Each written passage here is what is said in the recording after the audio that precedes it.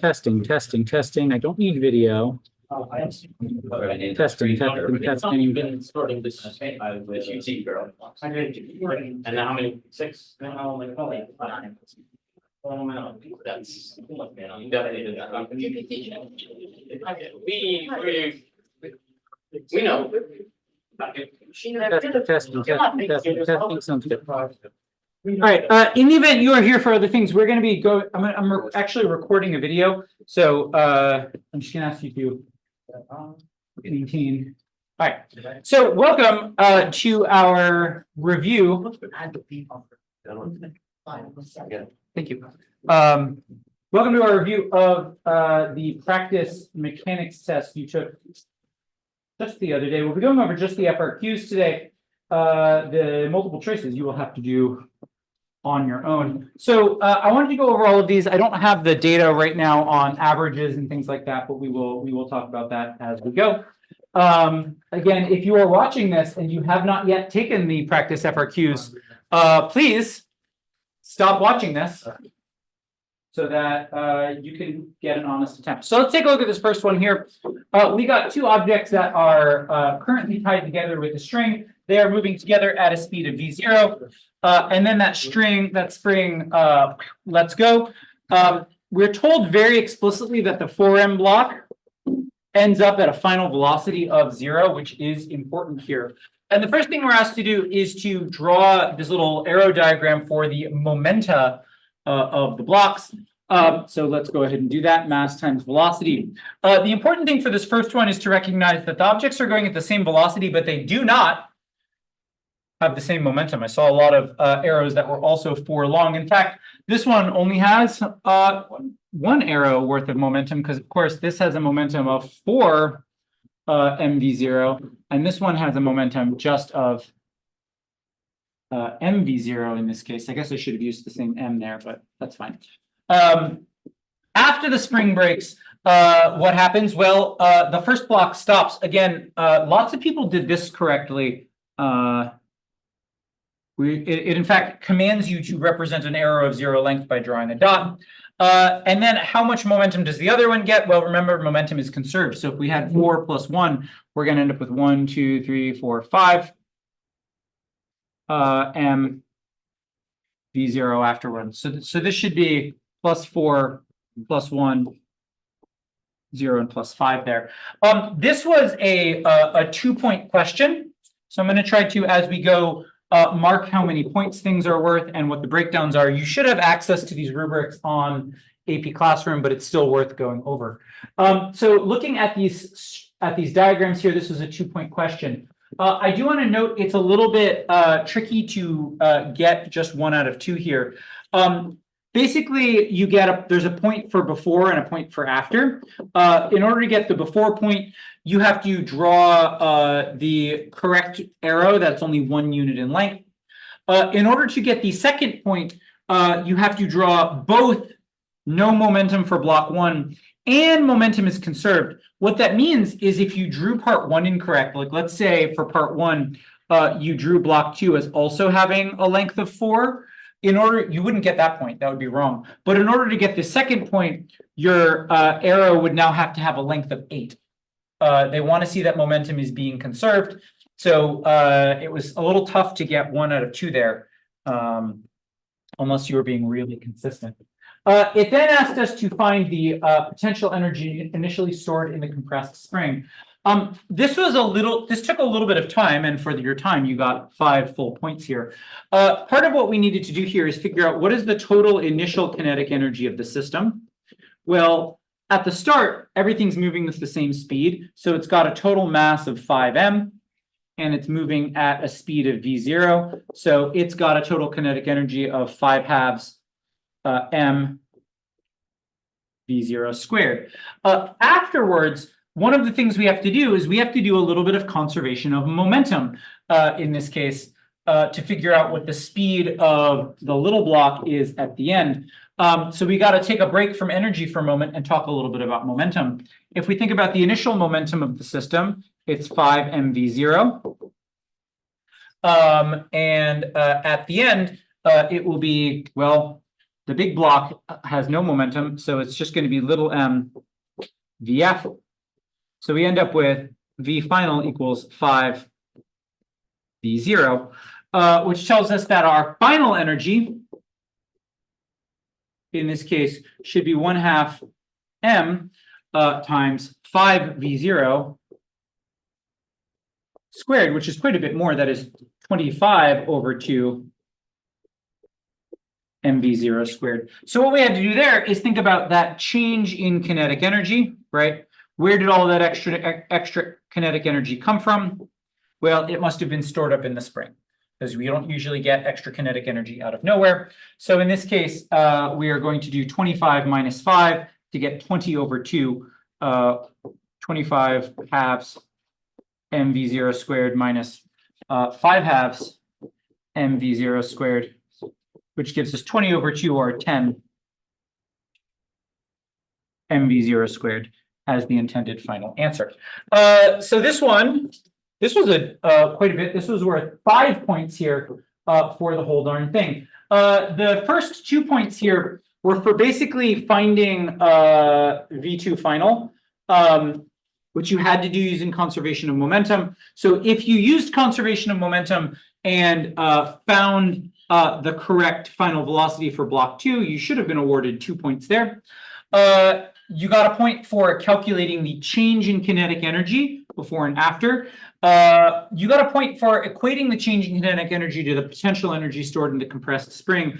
I did get a bunch of people who got just that 1 point here because they had not done other things correctly, but showed that they knew that that's where the change in kinetic energy should come from, even though they didn't calculate it quite right. And then a point for a final correct answer using all of the correct symbols. Please do make sure you're using all the correct symbols. If you write 10 mv squared instead of 10 mv0 squared, I cannot guarantee that you will get full credit for it. In fact, I probably assume you wouldn't. So whatever letters they tell you to use, those are the letters to use.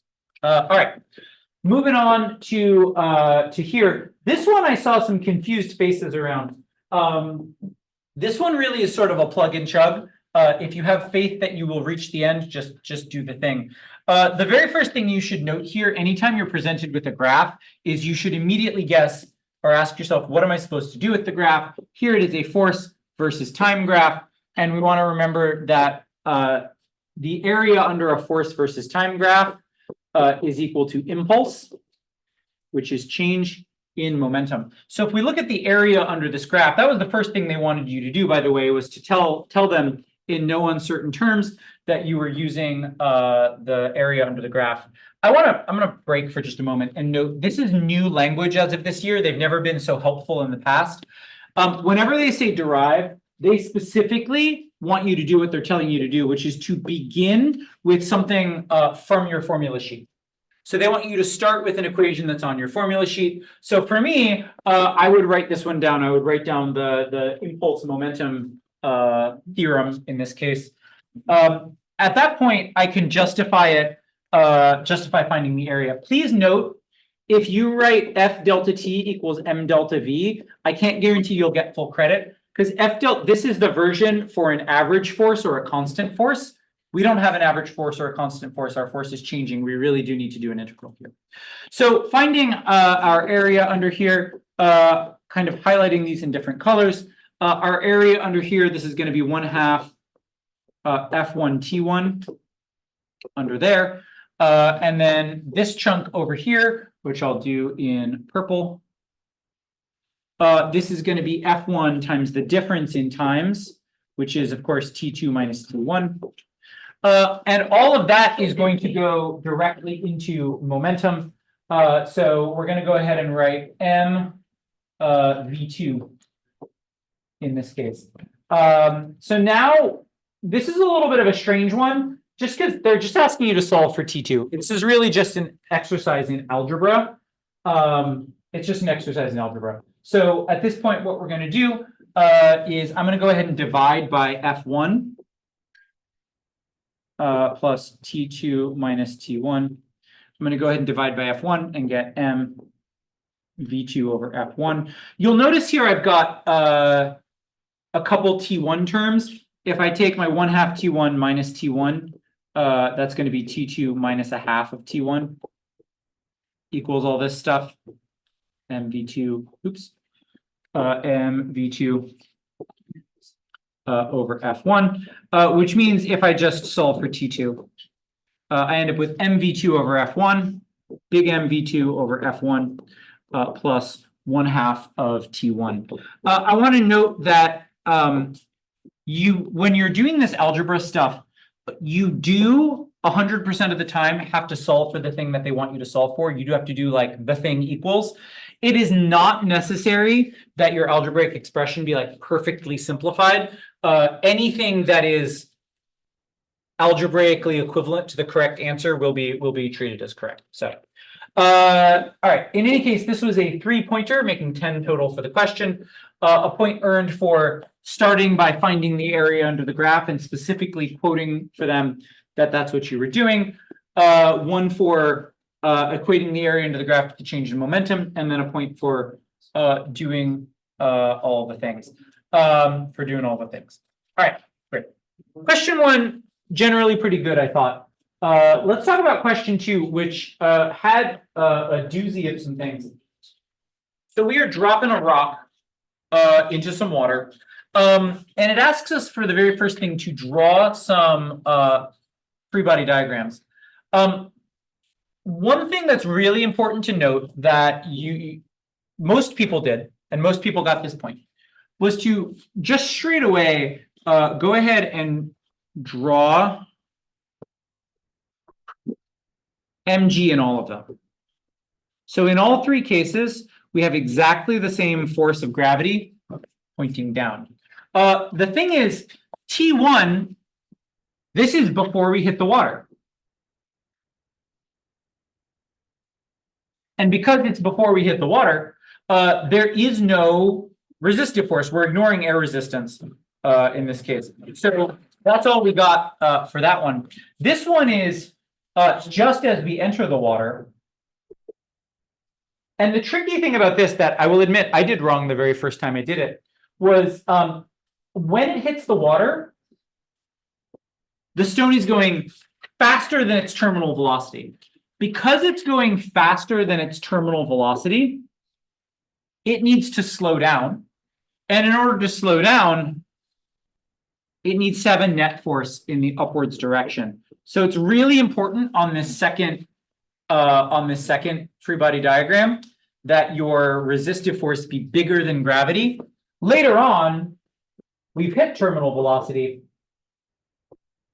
And so those 2 forces should be equal. That center one is a little bit tricky, but is worth thinking really hard about. This is different than when we did the coffee filters. A lot of times when you do this, we'll start it from rest. This one started out faster than its terminal velocity, which means it's going to relax to its terminal. It's got to slow down to its terminal velocity. Think about throwing a ball into honey. It's got to slow down at first. This was a 3-pointer, which was not 1 point for each of them. The way that this actually got apportioned was got a point for the same force of gravity on all 3. You got a point for this middle one for having a resistive force that's bigger than gravity, and you got a point on this last one for having a resistive force that was exactly equal to gravity. I didn't check the rubric.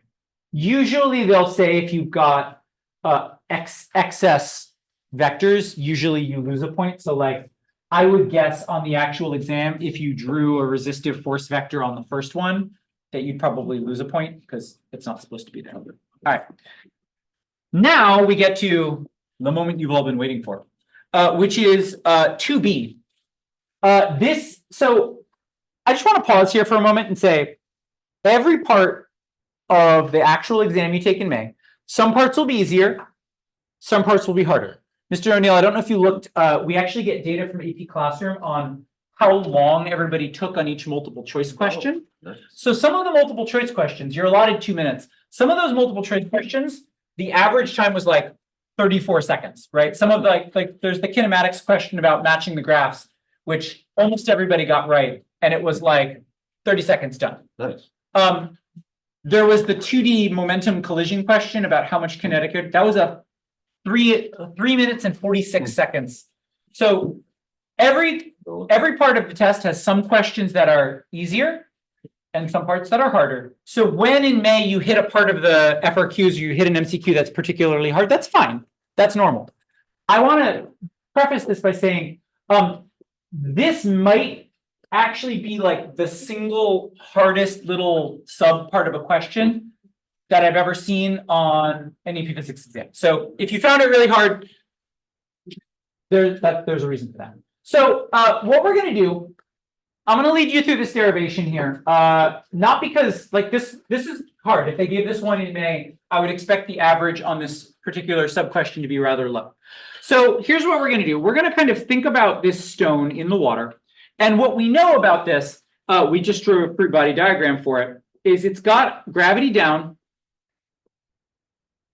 and it's got this resistive force in the upwards direction. So what I want to do, we're going to take downwards to be the positive direction anyway, because we're expecting a positive velocity but a negative acceleration. So, and what we're going to do is we're going to go ahead and write out Newton's second law. We're going to go ahead and write F net equals ma, and specifically I've got mg down, and upwards I've got b plus kv. I'm going to go ahead and just distribute that minus sign so that I've got mg minus b minus kv.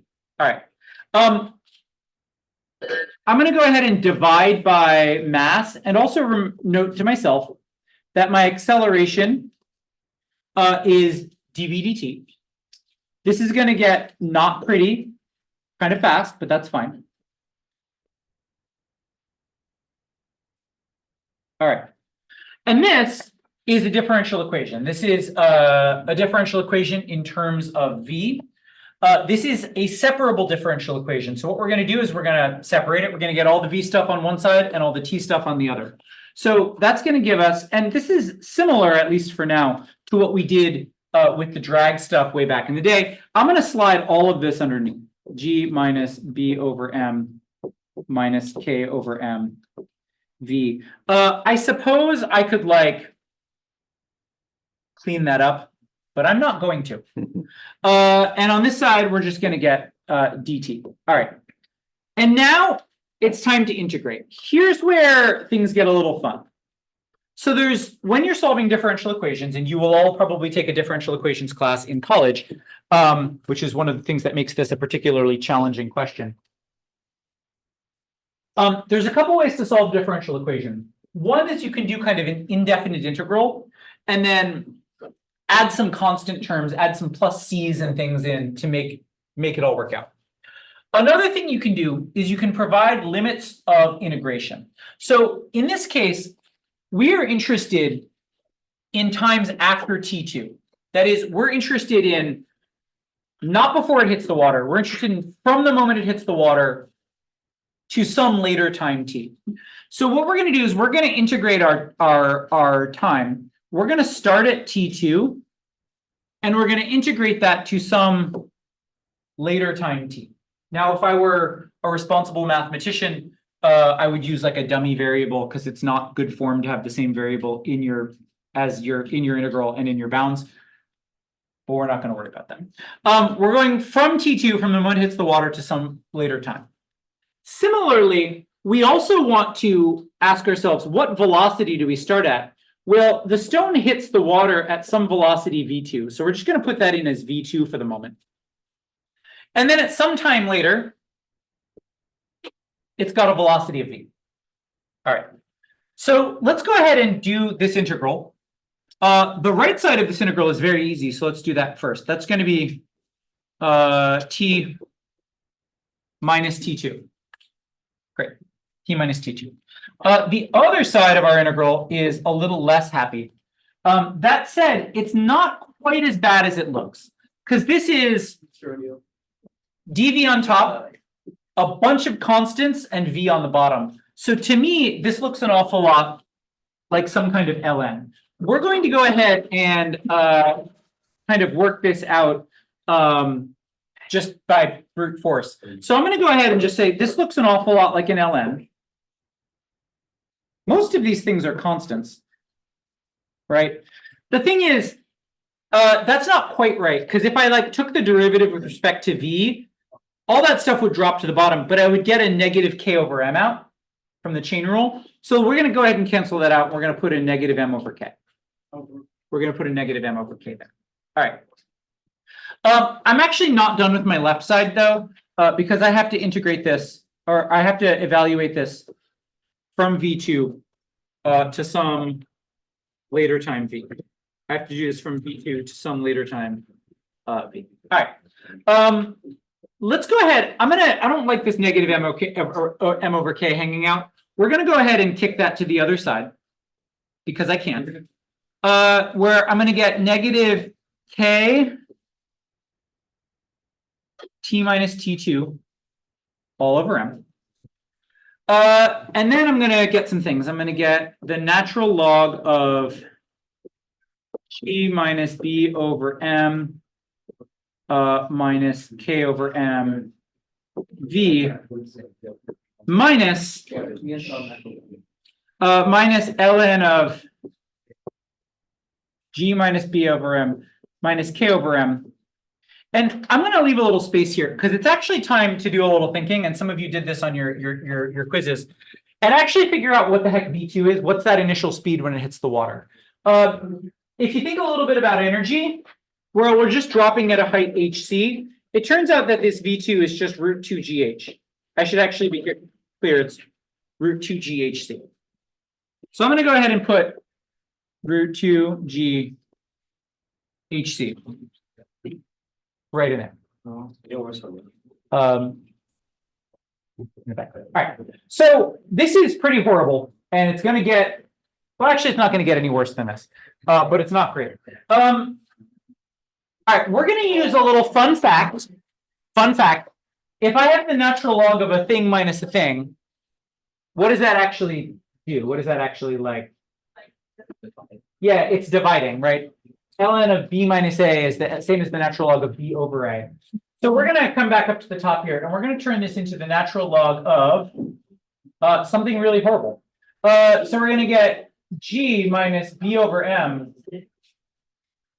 minus k over mv all over g minus b over m minus k over m root 2 g hc equals negative k t minus t2 all over it. All right. I wish that I could do something nice with that fraction, but I can't. It's just terrible. But let's keep trucking on anyway. Let's get rid of our ln. How do we get rid of our ln? Eating it. I'm going to eat it. I will note this fraction gets very slightly nicer if I multiply the top and the bottom both by m to get rid of my fractions. So I'm just gonna do that. So I'm gonna get mg minus b minus kv all over mg minus b minus k root 2 ghc equals e to the negative k t minus t2 all over m. All right, I'm going to multiply this whole thing over, and then basically my job is just now to solve for v, as terrible as this is. So I'm going to get mg minus b minus kv equals all this noise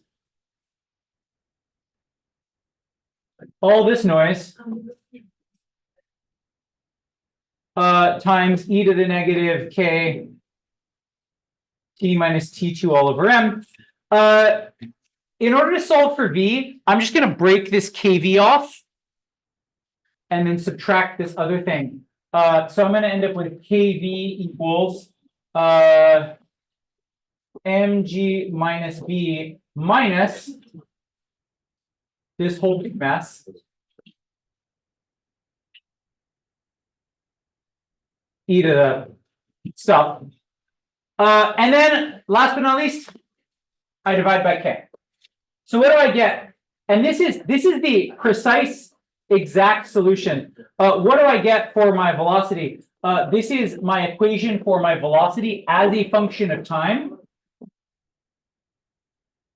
I get mg minus b all over k minus mg minus b minus k over k times root 2g hc all over k e to the negative k t minus t2 all over m. This is horrible. This is so asking you to solve the drag equation is the thing that they've done before. Asking you to solve the drag equation with an initial velocity and with a function that doesn't start at t equals 0, but that starts at some later time is like real bad. So if you struggled with this one, again, I think this might be like the single hardest question I've ever seen. That's fine. You know what? You can live without it. I will also say, by the way, the rubric for this question, which is only 4 points, is extremely generous. You get a point if you try to evaluate a differential equation at all. So if you set up some kind of differential equation, even if you miss all of the fine detail, if you do a little Newton's second law and you get like a dv dt equals, you know, something involving v, and you try to solve your differential equation like we did with the drag equation, guess what? You get a point. There's a second point, and lots of people got this point. There's a second point for just finding that the initial velocity when it hits the water is root 2 GHC. So if you solve for that, you should have gotten a point. The third and fourth points are a little bit harder to get. The third point is earned for doing all the integrations correctly. That's a very hard point to get. The fourth point, by the way, is like 1 point is earned for an exponential solution. We got an e to the minus something. It's an exponential solution that evaluates to a constant value for very large values of t. That is, if you ended up with like an e to the minus t something, such that it approaches the constant limit, it has an asymptote, you would have gotten that point. So actually, there's a lot of ways to do this question wrong and still get 1, 2, 3 points out of 4. That said, if you took a look at this question and just were like, I don't know, and gave it a pass, I honestly don't blame you. I honestly don't blame you. So that one was kind of hard. I'm going to say people did a good job with their momentum because the very next question was a graph question that was one of the better questions on the whole test. We wanted to graph our height as a function of t. I want to note, it doesn't actually tell you to mark your initial height as hc. I would, because it's good to do that. I want to note from 0 to t2 when it hits the water, right? It's just falling. It's 1/2 at squared. So this should look like a parabola, right? It should be concave down because it's accelerating down. If we wanted to be like really awesome about it, we would note that at this time, it's at hc over 2. There's no points associated with that in the rubric. It's just a sketch. All right. The moment it hits the water, which should be precisely at T2. I missed it a little bit, but it should be precisely at T2. Let me actually clean that up so that it's not embarrassing. The moment it hits the water, which should be precisely at T2, it starts slowing down, which means instead of being concave down, it's now concave up. And what I thought was really interesting was a lot of people just decided that they were done making their graph. As it turns out, the stone keeps moving past T3, and because it attains terminal velocity, what happens is now it's a straight line. Please note, you should probably draw that straight line with your ruler. I did have one student who I was very proud of, who drew a line, and they weren't convinced that I was going to know that it was a straight line. So what they did is they wrote straight line. They wrote straight line. I would definitely do that if you're drawing a line and you're not like, if you have any doubts that they're going to know what you're talking about, just tell them. This was 3 points, and a lot of people got all 3 points, which was great for this one. In order to get 3 points, you had to have a transition from positive to negative right at T2. So there is a point for crossing the axis at T2. The second point was for having concave for transitioning from concave down to concave up at T2. And then the third point was for a straight line after T3. So as a note, by the way, I had one student who just drew a straight line. That gets you 2 out of 3 points. It transitions as long as it transitions at T2, it goes from positive to negative. It's got a constant velocity after T3. It's not a great line, but it does work. Don't do that. Try to get it right. But all right. I want to note a little bit for D. Mr. O'Neill and I were picky about D. And I want you to put on your Miss Shrek is looking at my calculus work hat. And I want you to be extremely specific about the language you use. So we want one thing that'll change when we change the mass. I hope it's clear. The very first thing to note is that nothing over here changes. If I increase the mass of the stone, it doesn't fall any faster. It doesn't fall any higher. That whole part, exactly the same. However, a bunch of other things change. If it's heavier, it won't slow down as much, right? Also, some people noted correctly that technically T3 will be pushed later, that it'll take longer to slow down. And actually, I didn't draw this very well. The final terminal velocity would be a lot steeper. Where I got some challenging responses to grade was I got some people saying that in this middle section, the slope will be steeper.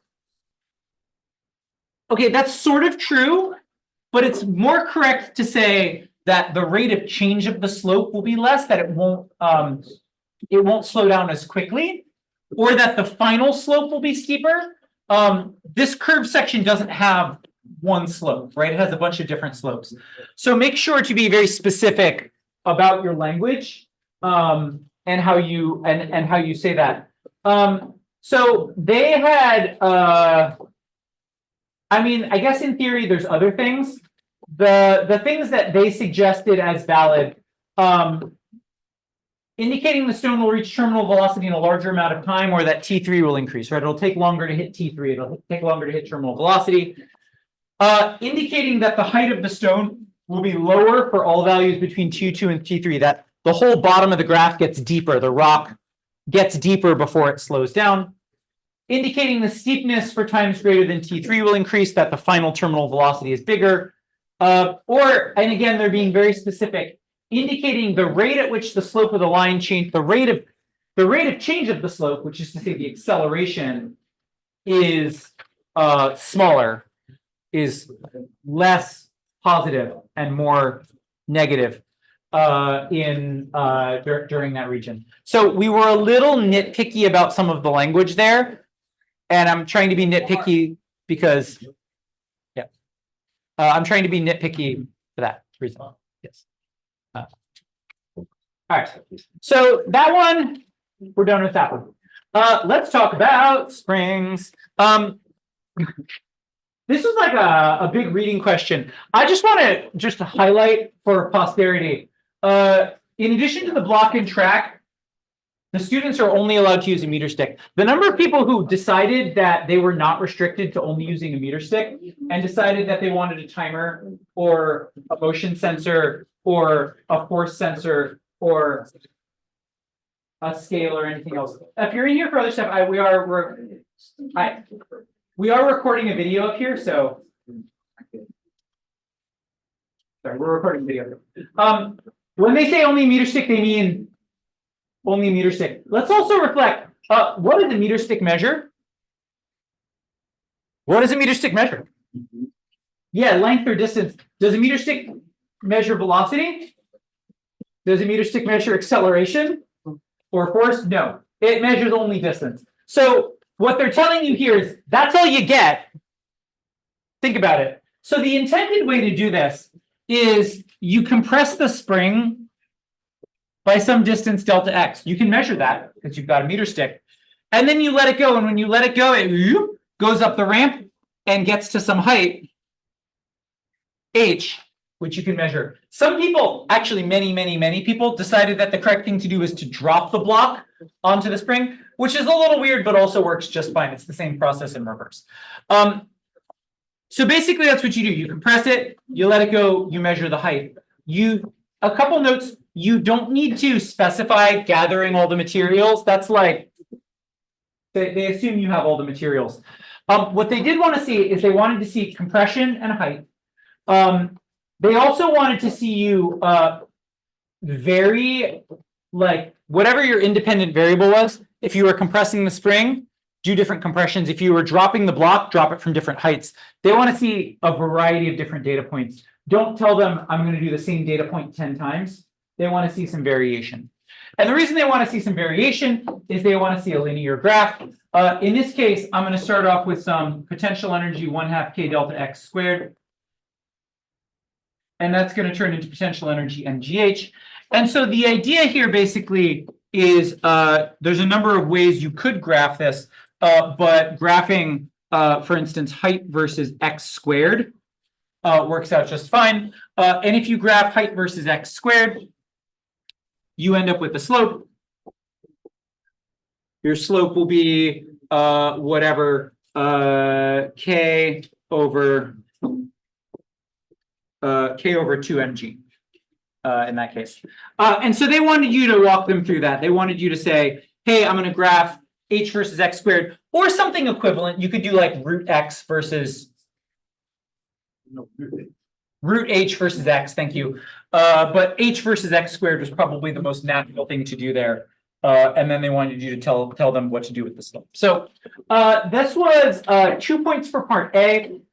Again, 1 point for indicating that you were measuring displacement and height. You really don't have a lot of other options.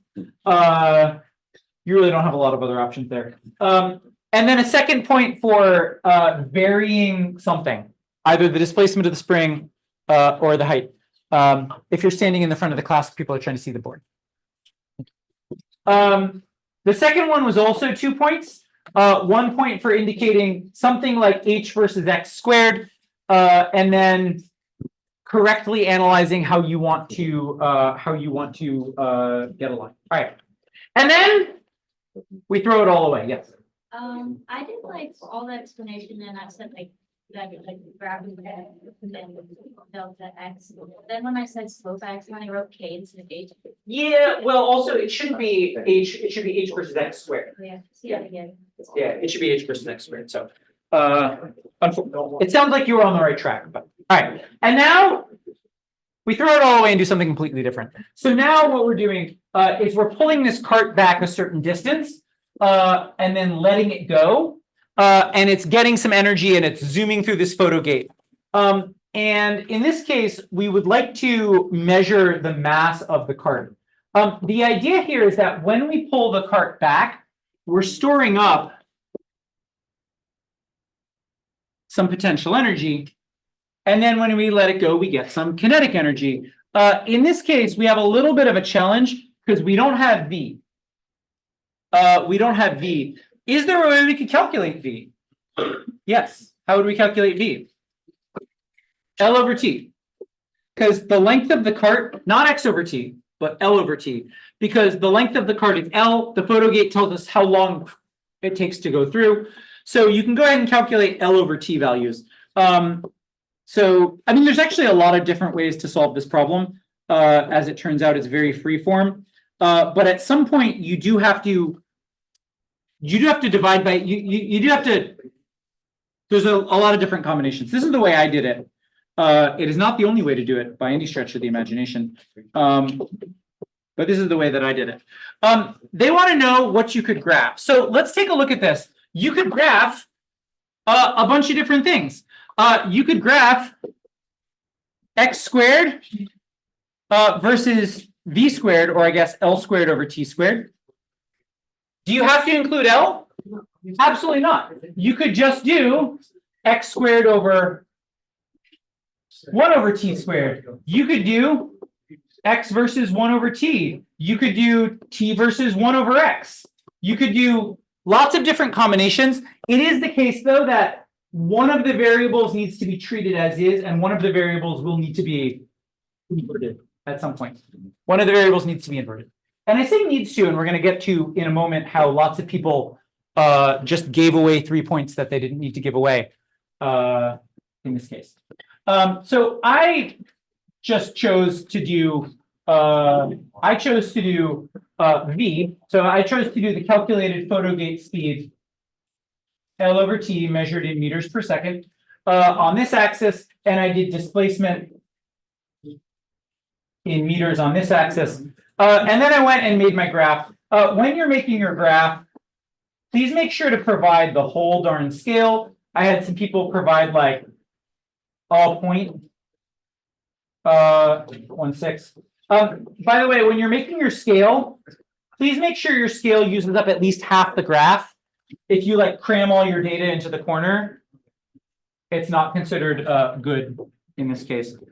The data is real nice, by the way. I don't know if any of you, how many of you got around to graphing it, but the data is incredibly linear. So really quickly, my points came out like here, here, here, like here, and like there or something. It does come out really nice and linear in this case, and then you're supposed to draw a best fit line through it. You don't have to force your best fit line through 0, although the data is really nice. It basically goes through 0. It goes through 0 anyway. Let's back up for a moment and do a little points breakdown. And this points breakdown hopefully will also give you some ideas for the future. Blah, blah, blah. That was that point breakdown. Sorry, I went back. All right, so the total question here has 4 points available. The first point is for indicating something that has a linear relationship. There's like a lot of different options.